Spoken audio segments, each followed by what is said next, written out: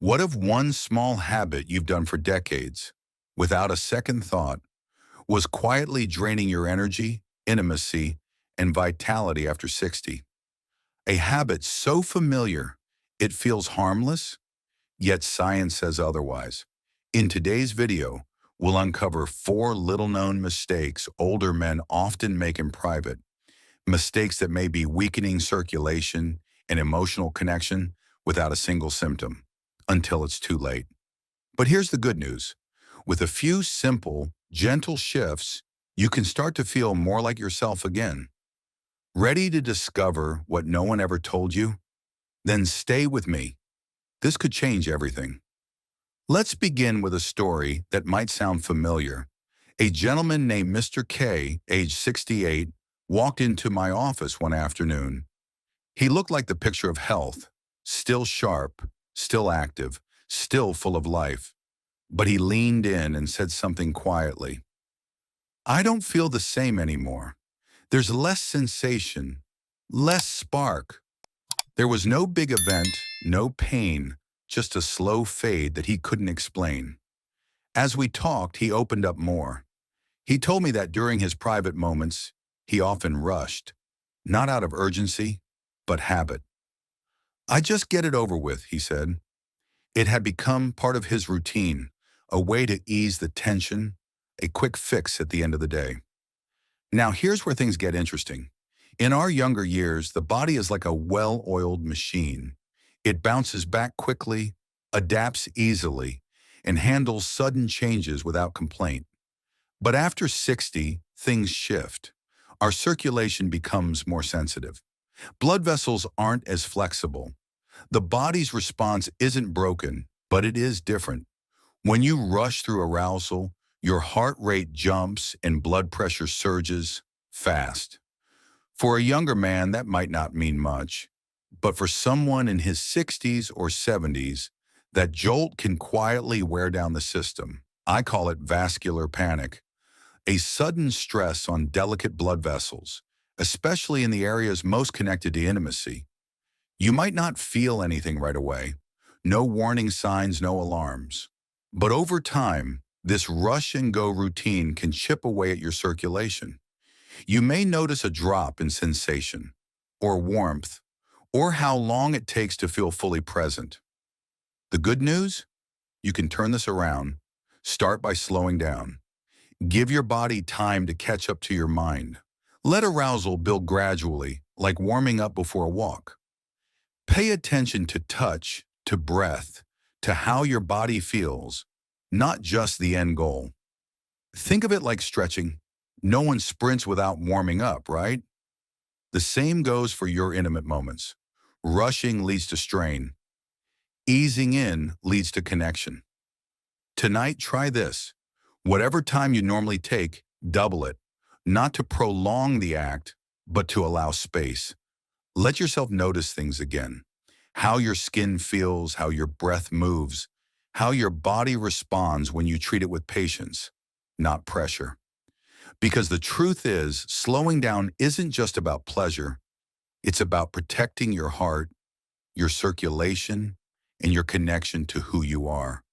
And that gentle shift could be the first step toward feeling more alive again. Now that we've talked about slowing down, there's another simple but powerful part of the equation, and that's your breath. Most of us don't think much about breathing. It just happens. But during intimate moments, especially for older men, something strange occurs. We hold our breath without even noticing. I remember one patient in particular, a retired school teacher named Mr. He came in with similar concerns about sensation and energy. As we walked through his routine, I asked gently, "Do you breathe deeply during those moments?" He paused and blinked. I don't think I do." That's more common than you'd think, and it matters more than you realize. When you hold your breath, tighten your shoulders, clench your belly, it's like your body is bracing for impact. You're sending signals of stress, not relaxation. Your nervous system reacts by tensing up, cutting off blood flow where you need it most. Instead of opening up to sensation and pleasure, your body goes into defense mode. For men over 60, this automatic tension is especially harmful.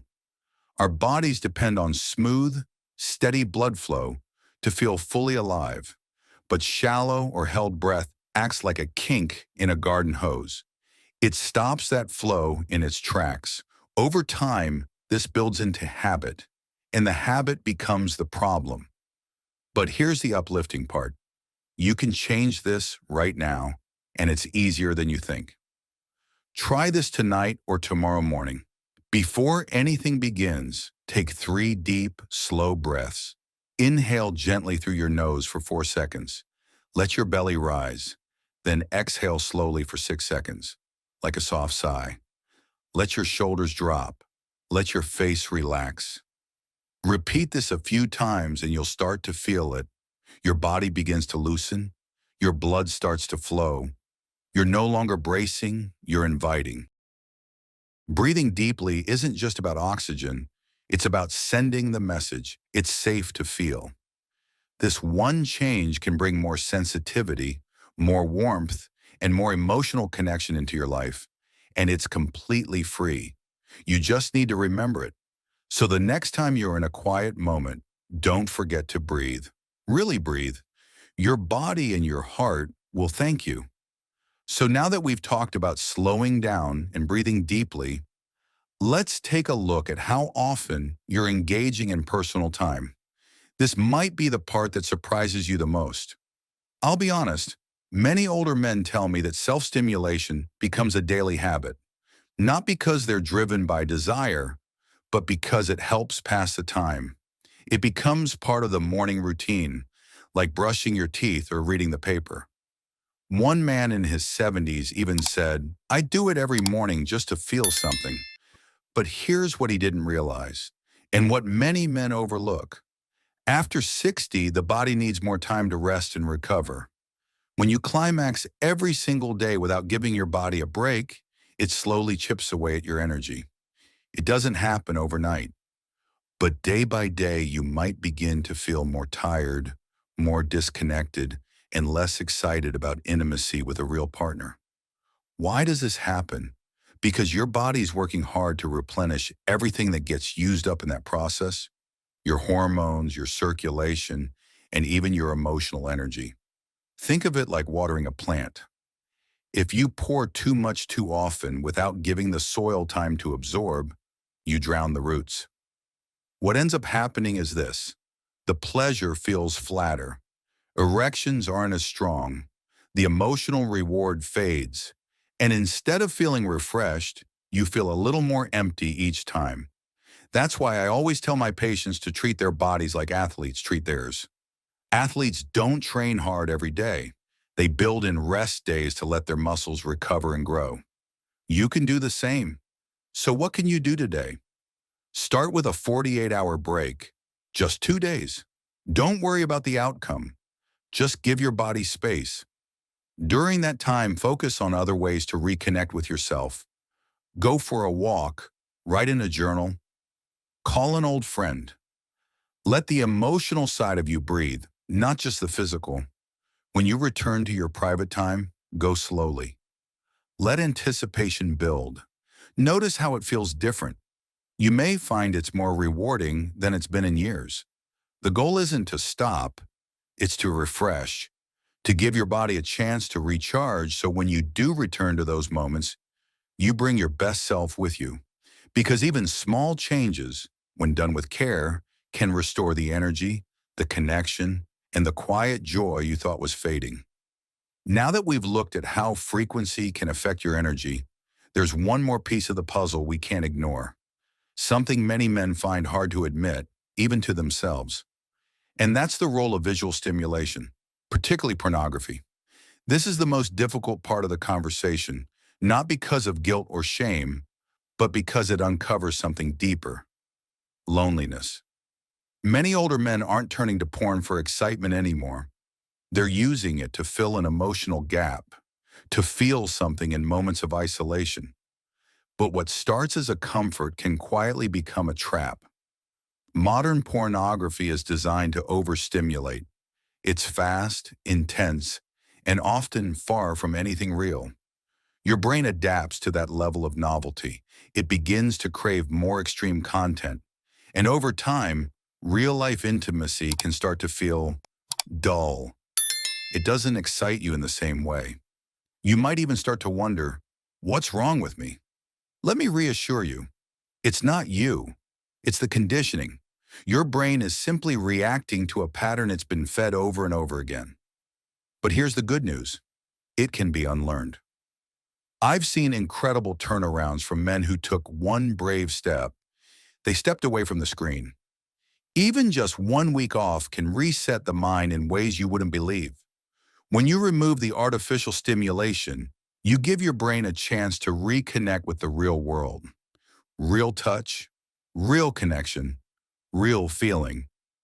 So how do you start? First, take a short break from any explicit content. Don't worry about forever. Just try a few days. Let your senses breathe. Second, lean into memory.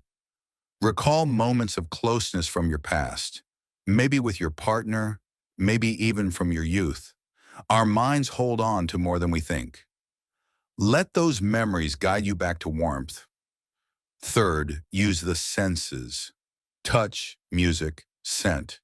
Anything real and grounding. These small anchors can help retrain your brain to find pleasure in presence. I remember Mr. A 72-year-old gentleman who came to me completely discouraged. He hadn't felt connected to his wife in over a decade.